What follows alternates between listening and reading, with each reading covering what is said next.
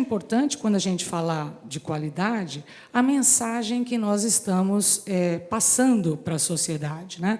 Um processo de avaliação, ele só tem sentido se ele for recondutor do processo de formação. Só tem sentido se ele retroalimentar esse sistema.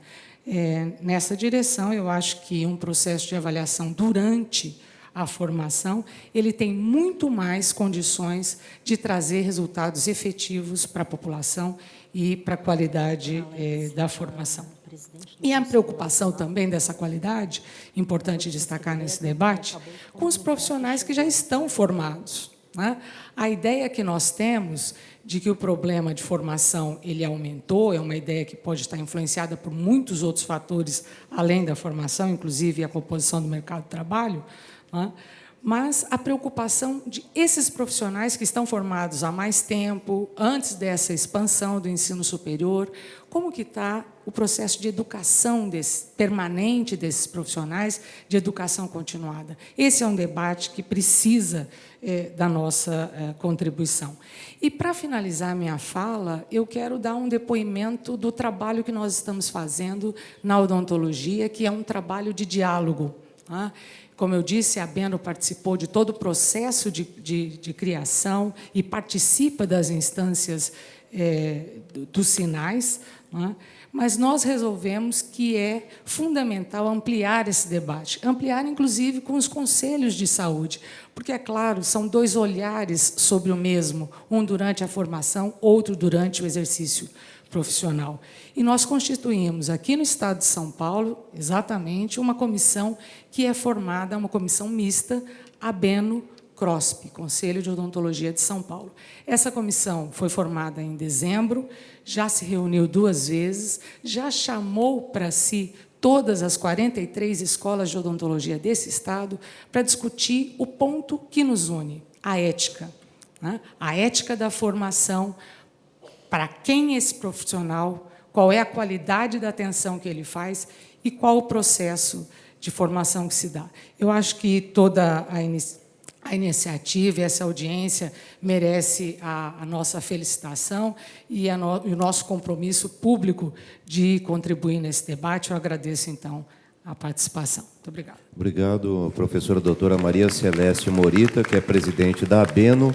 Em seguida, com a palavra, doutor Nicanor Rodrigues da Silva Pinto, que compõe a Pró-Reitoria de Extensão da Unifesp.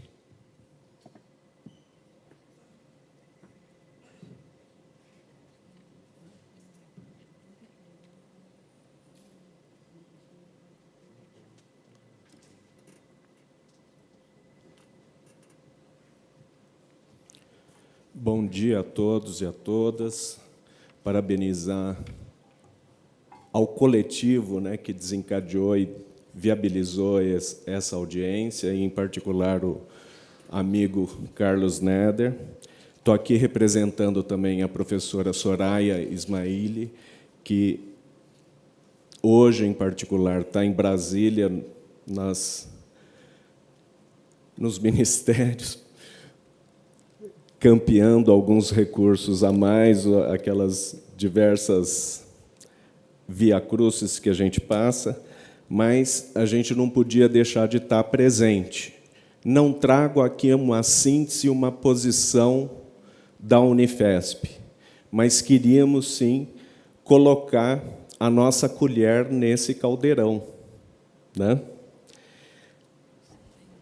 Me somo, assim, particularmente com as posições defendidas aqui pela professora Ana Estela, pela Elisa, pelo próprio Alexandre Medeiros, pela professora Maria Celeste, que o que está posto é um desafio.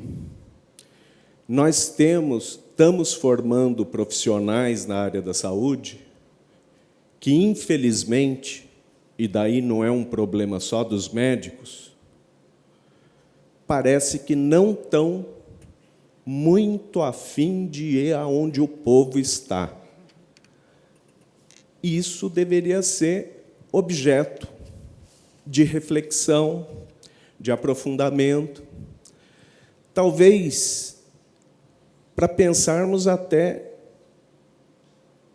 no próprio processo seletivo.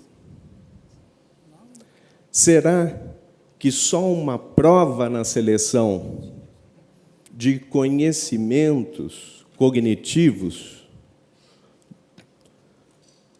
é o melhor instrumento para selecionar os profissionais de saúde que o nosso povo precisa?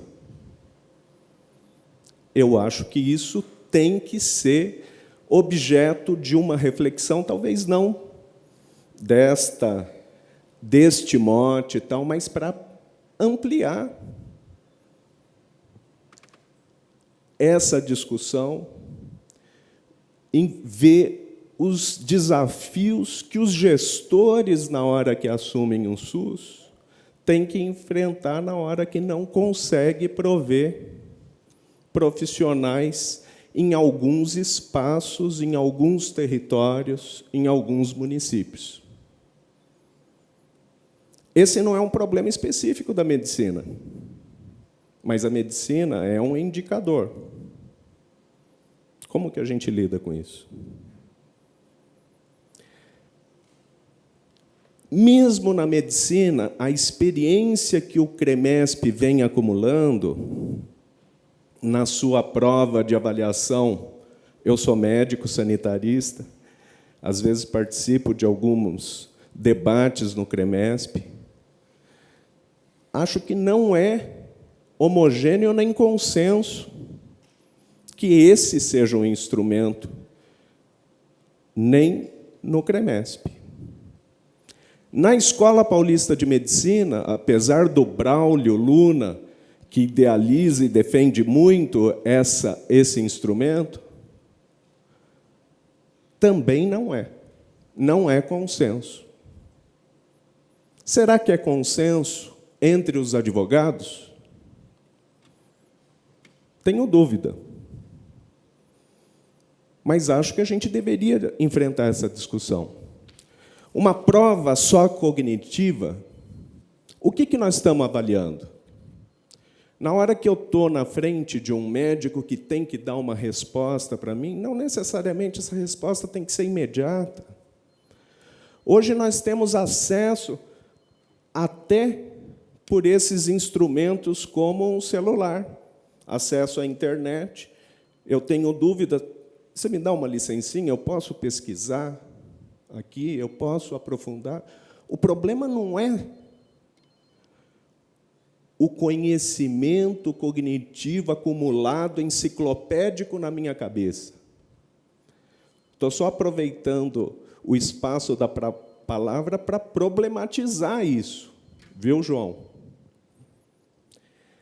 Se nós temos esse instrumento, e a maioria dos médicos o tem, acho que está faltando outra coisa.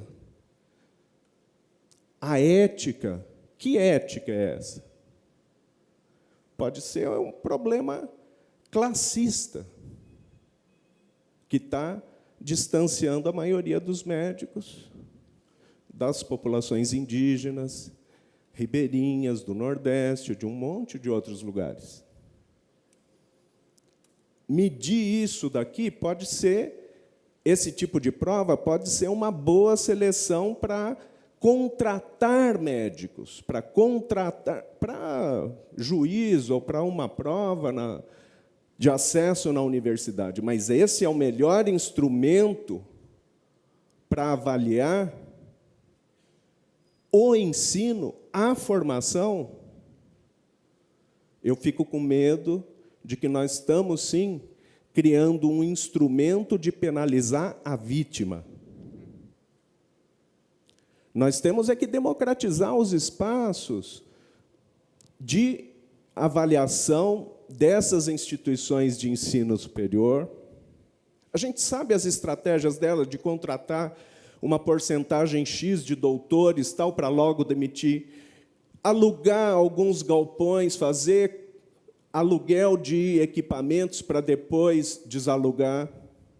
Nós temos que ter instrumentos para monitorar e descredenciar, punir, prender alguns indivíduos que estão contribuindo para a deformação social.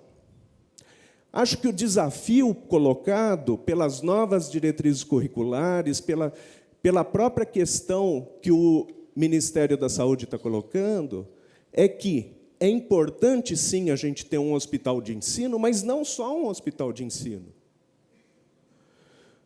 Lá atrás, quando a gente teve referência nesse negócio de por que um hospital de ensino, porque lá dentro era o único espaço, em 1910, que tinha um laboratório, que poderia ter um raio-x. O SUS, hoje, a unidade básica não tem acesso a um laboratório, a um raio-x? Todo espaço da saúde é potencialmente espaço de ensino e aprendizagem. A dificuldade no lado corporativo que os conselhos de classe às vezes trazem é como que a gente faz relações para que o profissional que está contratado por uma Secretaria Municipal de Saúde desempenhe também uma função de preceptor. Porque preceptor, quem é o preceptor no hospital de ensino? É o cara responsável por um ambulatório, por uma enfermaria. Quem é o responsável pela graduação numa unidade básica? Deveria ser um médico, dentista, enfermeira, que é responsável por um território, por uma população. Isso nós precisamos, isso é desafio colocado pelo SUS. Nós precisamos enfrentar esse debate. A Unifesp queria se colocar aqui, aberta ao debate e à visita, à crítica, às cobranças da população, pelo menos nessa gestão. Muito obrigado. Obrigado, doutor Nicanor. Representando a reitora, a doutora Soraya, da Unifesp. Eu vou passar a palavra, estava inscrita, mas vai precisar se retirar, a doutora Ana Estela Haddad, que é docente da Faculdade de Odontologia da USP, e que nos honrou aqui com a sua participação, inclusive com um conteúdo bastante apropriado para o debate. Eu queria apenas agradecer a oportunidade de ter estado aqui hoje. Acho que foi muito importante para nós. Acho que queria parabenizar o deputado Carlos Neder por essa iniciativa, por essa abertura. Também me solidarizar com todos os presentes, os conselhos aqui presentes. Acho que as instituições de ensino aqui presentes, acho que é um espaço importantíssimo de debate que a gente abre. Sem dúvida, esse debate não se encerra nesse âmbito, mas é um âmbito muito importante no Estado de São Paulo para que ele seja realizado, né? Então, eu faço votos que a gente continue essa discussão, que a gente possa aprofundá-la cada vez mais, formando comissões ou no formato que aparecer mais apropriado, e nos colocamos sempre à disposição para participar. Muito obrigada e parabéns pela iniciativa. Obrigado, doutora Ana Estela, e leve também nossos cumprimentos ao prefeito Fernando Haddad. Com a palavra, o doutor Geraldo Alessio de Oliveira, que representa o Conselho Brasileiro de Fitoterapia. Está errado. Associação Brasileira de Ensino Farmacêutico. Está tudo errado aqui. Associação Brasileira de Ensino Farmacêutico. Não sei por que... Bom, confusão nossa aqui, desculpa. Boa tarde. Parabenizo a organização do evento e a discussão. Acho que é um momento extremamente importante para a educação em saúde no Brasil. Vou trazer alguns pontos aqui. Eu atuo na área de educação há cerca de 20 anos e há 7 anos faço parte da diretoria da Associação Brasileira de Educação Farmacêutica. O meu primeiro ponto, que eu acho que quando a gente fala de qualidade em educação, é nós pensarmos a legislação brasileira sobre a educação superior. Se nós analisarmos a nossa legislação, ela abre espaço para uma série de eventos que não são adequados para o ensino superior. Basta ver que já foram citados por vários colegas aqui, desde substituição de laboratórios, ausência de aulas, substituição de aulas por trabalhos e etc. E isto é extremamente permissivo quando a gente avalia a nossa legislação. Tá? Então, nós temos que estar claros que a nossa legislação abre espaço para as instituições que não são idôneas usufruírem deste espaço para o mau uso e simplesmente a busca de lucros cada vez maiores. O segundo ponto que eu acho que nós temos que discutir, que é muito importante, quando nós falamos em qualidade de educação, talvez nós precisamos abrir a nossa mente e comparar a nossa educação com a educação mundial. Nós, da educação farmacêutica, fizemos um estudo nos últimos 5 anos, onde comparamos os cursos de farmácia no Brasil com os cursos de farmácia do restante do mundo. Eu vou tirar fora essa comparação à África, porque é uma situação muito crítica. Vou tirar fora a América Latina, porque também é uma situação que acho que nós não devemos nos comparar neste momento. E vou tirar fora alguns países da Ásia, mas incluo aqui o Japão, a Coreia, que é um país que tem um modelo muito adequado e que eu admiro bastante, e outros países asiáticos também. O que nós encontramos hoje nisso, respondo pela educação farmacêutica. Nós encontramos uma carga horária nos cursos de farmácia no Brasil e outros cursos também de torno de 4.000 horas, que dessas 4.000 horas, 20% são alocadas para estágio, 3.200 horas. Queria falar para vocês que 3.200 horas é a carga horária dos cursos técnicos de farmácia da maioria dos países da Europa. Ou seja, a graduação em farmácia no Brasil é comparável à graduação técnica nos Estados Unidos, no Canadá e nos países da União Europeia. Isto porque nós temos uma legislação compatível com isso. E eu não queria mencionar cursos aqui, mas eu posso te falar que nesses estudos nós nos identificamos com outros cursos e eu posso assegurar que outros cursos passam pelo mesmo problema. Nós temos no Brasil vários cursos da saúde que têm uma carga horária mínima de 3.200 horas, incluído estágios, que temos representantes desses cursos aqui. E quero falar para vocês que, na Inglaterra, um curso técnico dessas profissões tem 3.000 horas, excetuando estágios. Então, eu posso falar para vocês que, em algumas profissões que eu não vou mencionar, o curso técnico na Inglaterra é superior à graduação no Brasil. Então, se nós estamos discutindo aqui graduação, e talvez eu gosto bastante de estudar sobre sociologia, e o Brasil tem um grande problema social, que é nós nos isolamos do resto do mundo por estarmos situados na América do Sul. Muitas vezes construímos as nossas legislações, muitas vezes fazemos os nossos trabalhos, mas não nos comparamos com o restante do mundo, por talvez estarmos distantes territorialmente. E quando nós fizemos esse estudo, chegamos a uma conclusão bastante alarmante. Então, eu posso garantir para vocês que, em farmácia, e posso assinalar outros cursos que eu não mencionarei aqui, mas se os devidos representantes quiserem conversar comigo, eu aponto onde estão vários problemas. Nós temos uma carga horária inferior a cursos técnicos de países da Europa e da América do Norte. O que isso traz de consequência para a sociedade brasileira? Essa série de erros que nós estamos acostumados a ver. O que isso traz de consequências para o país? Exemplo típico, vou citar na área de pesquisa farmacêutica, desenvolvimento de novos medicamentos.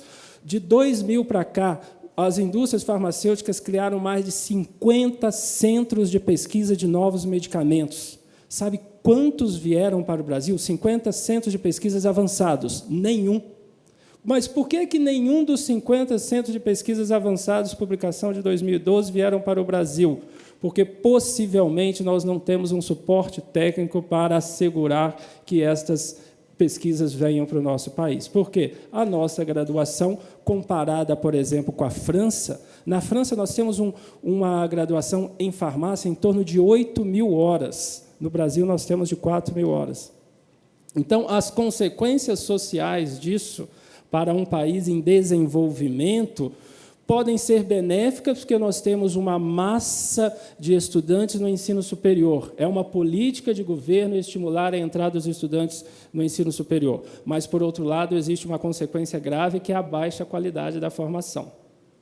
Juntamente com isso, os estudos mostram, quando a gente lê sobre sociologia das profissões, que eu gosto bastante de ler sobre isso, nós vamos ter um problema grave no Brasil nos próximos anos, pela hegemonia de algumas profissões da saúde, por exemplo, que mantiveram com uma carga horária alta, em torno de 7.200 horas, enquanto outras profissões têm uma carga horária de 3.200. Isso cria uma hegemonia natural dentro das profissões. E, quando nós comparamos isso com outros países, nós vamos ver que, ao longo dos anos, isso vai trazer algumas consequências no ambiente da saúde que podem ter vários impactos negativos na construção e nos trabalhos em saúde. Bom, e um outro ponto também que merece muito estudo e que merece uma grande observação é o modelo educacional brasileiro. Certo? Nós somos baseados no modelo de conhecer e reproduzir. Todas as nossas escolas, ou 98% delas, estão baseadas no modelo napoleônico. E este modelo não é o modelo que está preparado para o mercado atual. Então, se não houver uma revolução nas formas de ensino, nós podemos também ter problemas graves no decorrer dos anos. Agradeço muito esse tempo dispensado. Parabéns a toda a mesa e ao deputado Carlos Nader pelo excelente trabalho que está realizando. Obrigado, doutor Geraldo Alessio de Oliveira. Peço ao serviço de taquigrafia que anote corretamente, que é presidente da Associação Brasileira de Educação Farmacêutica. Mais uma vez, pedindo desculpas pelo equívoco. Pergunto ao doutor Sérgio Tinoco Paniza, presidente do Conselho Brasileiro de Fitoterapia, se gostaria de usar a palavra. Também doutor Silvio Arruda Vasconcelos, que representa o presidente do Conselho Regional de Medicina Farmacêutica. Já.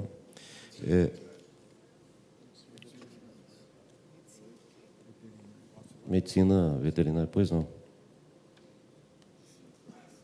que eu falei? É preciso que o senhor se identifique, por favor. Meu nome é Silvio Arruda Vasconcelos, estou representando o presidente do Conselho Regional de Medicina Veterinária em São Paulo. Temos vários colegas do nosso conselho aqui presentes. Cumprimentamos aí a mesa por ter promovido todo este trabalho. E queria dizer a minha opinião, que o ponto nevrálgico que eu sinto que não foi considerado é que todos esses problemas surgiram com a criação indiscriminada de cursos nas várias profissões, né, que foram todos eles aprovados pelo Ministério da Educação, né, e que não deu assento, né, na análise desses cursos aos órgãos de classe que poderiam participar, né, e inferir se esses cursos teriam condições ou não de serem colocados em funcionamento. Depois que os cursos foram criados, né, as consequências apareceram e nós estamos tentando encontrar uma solução, criando um processo de culpa no indivíduo que vai se formar, que fez todo o curso, que pagou o caro, a sua família que custeou esse curso, né?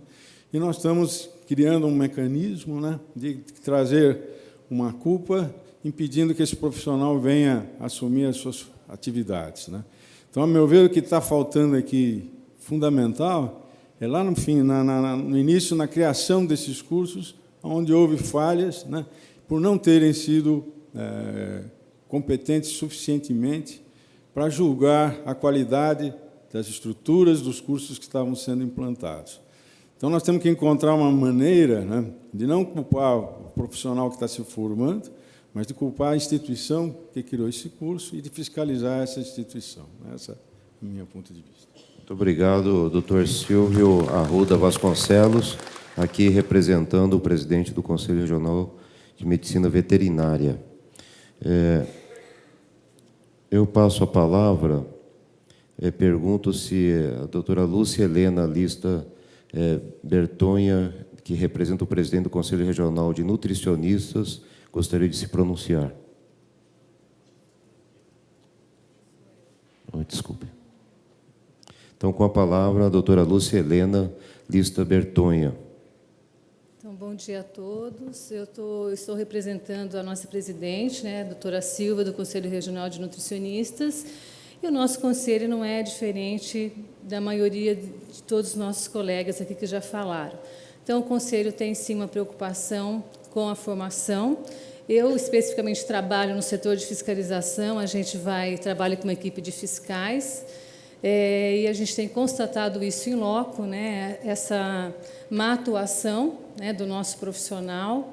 Foi feito um trabalho e foi detectado uma grande preocupação do nosso profissional na área clínica, né, porque o nutricionista ele acaba atuando em vários segmentos, mas a atuação na área clínica realmente foi assim, está sendo motivo de muita preocupação no nosso conselho. Então, o conselho vê essas duas partes, né? A finalização ali, o trabalho em loco do nosso profissional e também, por outro lado, a formação. O conselho já tem alguns anos feito alguns trabalhos com os coordenadores de cursos, mostrando esse lado que a gente detecta nos instrumentos que são usados na fiscalização.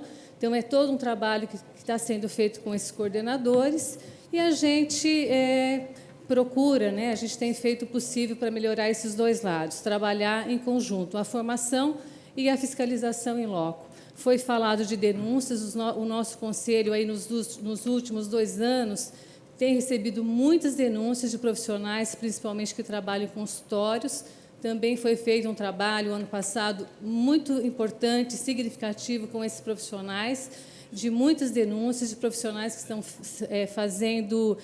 tendo atitudes não éticas, enfim, de más condutas, né, de casos éticos que têm sido realmente motivos de preocupação no nosso conselho. Então, mais uma vez, aí nós agradecemos o convite e vamos continuar participando das próximas reuniões. Obrigada. Obrigado, doutora Lúcia Helena Bertonha, representando o Conselho Regional de Nutricionistas.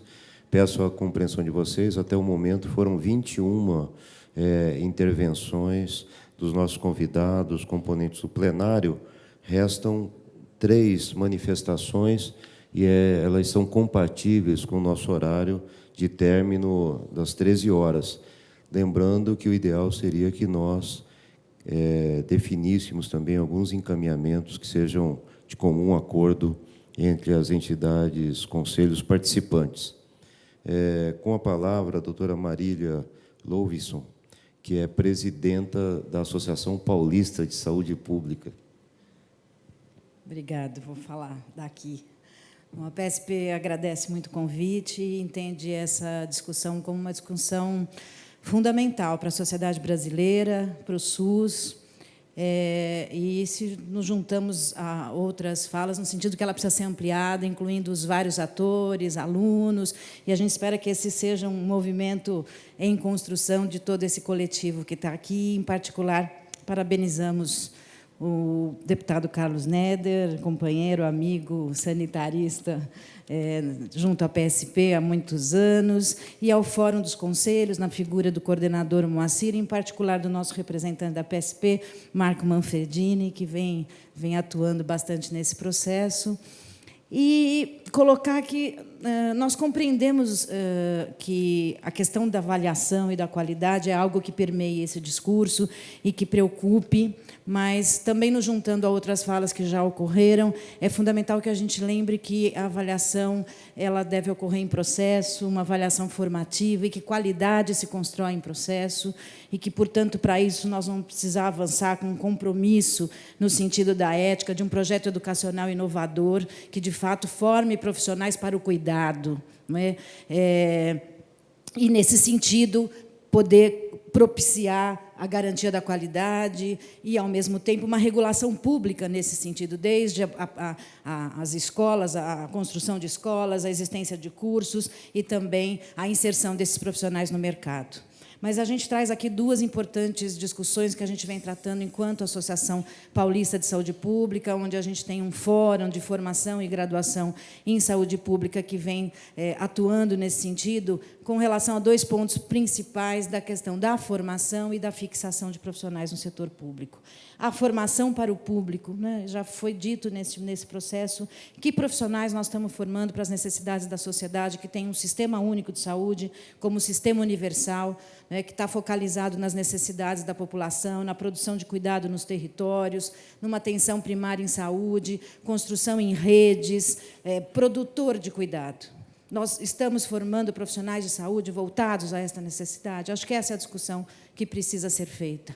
Esses profissionais chegam ao mercado hoje, um mercado perverso, transversalizado pelo setor privado muito fortemente, inclusive na sua cultura e na lógica do que é prestar serviços públicos à população, e acabam não conseguindo construir uma formação que permita atuação multiprofissional, atuação em rede e a própria ida aos lugares mais dos vazios assistenciais, no sentido de que não estão construindo essa formação. Então, todas as profissões, poder trabalhar mais proximamente ao SUS, projetos onde a gente consiga formar pessoas nesta construção. Não só médicos, né? E para que a gente possa ter esta autonomia enquanto país. E isso é uma decisão, é uma priorização que tem que ser feita. Quer dizer, nós vamos assumir isso, de que forma e como é que esse coletivo vai poder avançar nesse sentido.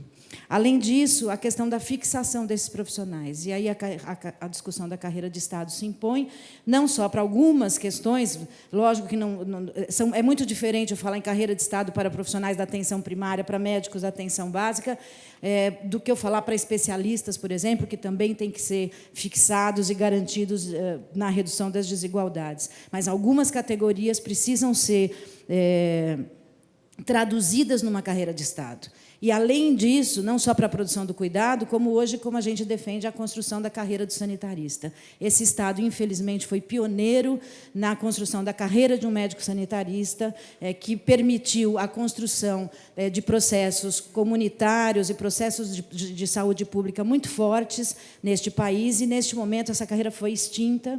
E nós temos, além disso, alunos em formação, em graduação, bacharelado em saúde pública, sendo formados, inclusive, pelas universidades públicas, que precisam construir essa possibilidade, dessa potência de ser mais um desses elementos que compõem o coletivo e que permitam a construção do SUS nos territórios. Portanto, uma carreira dos sanitaristas que englobem esses vários profissionais. Só não posso deixar de considerar que não dá para falar de tudo isso e da priorização do público se a gente não continuar todos defendendo e lutando pelo maior financiamento de um setor público que vai permear a possibilidade e a potência de todos esses movimentos. Obrigada e parabéns.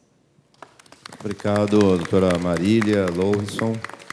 Quero lembrar que, às 13h30, terá início uma audiência pública que eu propus e foi aprovada na Comissão de Saúde, para discutir o projeto que modifica a remuneração dos profissionais médicos, inclusive com a colaboração do Dr.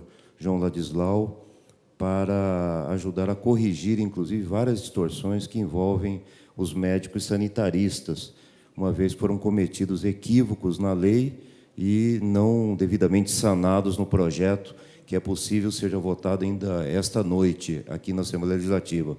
Então, a audiência pública será às 13h30, no auditório Dom Pedro I, tratando da carreira dos médicos e, particularmente, a situação dos sanitaristas. Mas, como foi dito pela presidenta da PSP, o trabalho ali não está restrito aos médicos.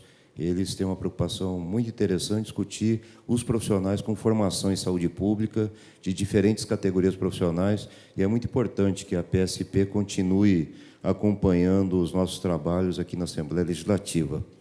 Eu passo, como penúltimo inscrito, a palavra ao senhor Alex Xavier, presidente do Conselho Nacional de Defesa dos Acadêmicos.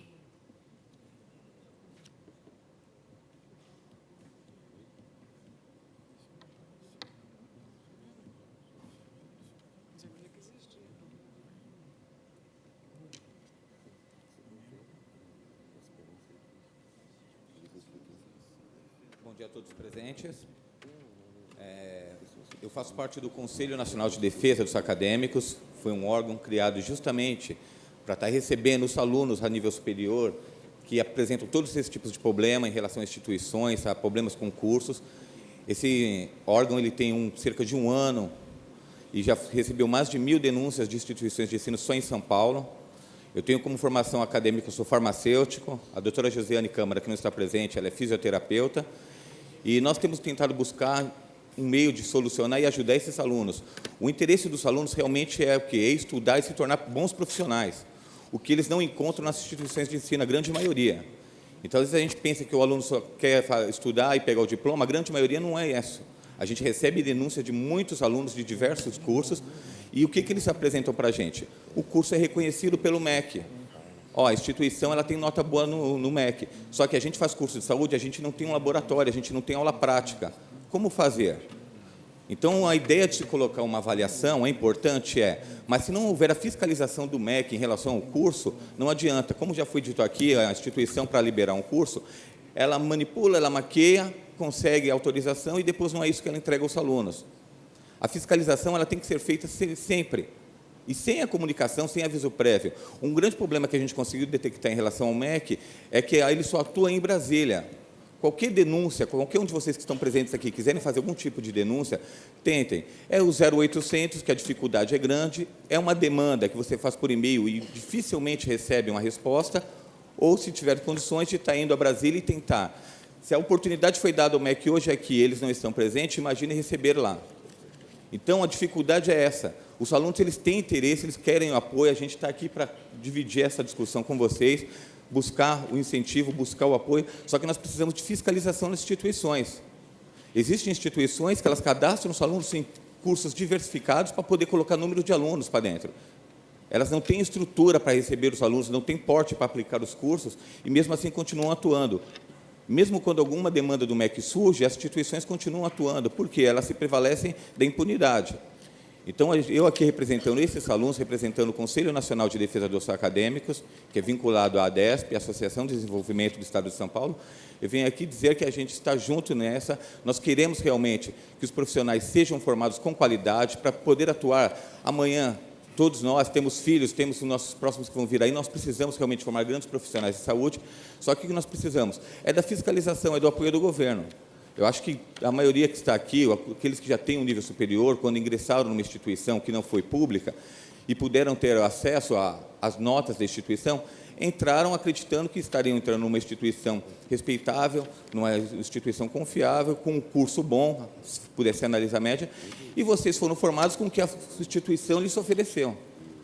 Então, nós não podemos imputar somente aos alunos o que eles vão sair, através da avaliação, a nota deles, mas o que lhes foi proporcionado. A educação já é isso, é ensinar. Então, eles vão ter o que eles receberam de ensinamento.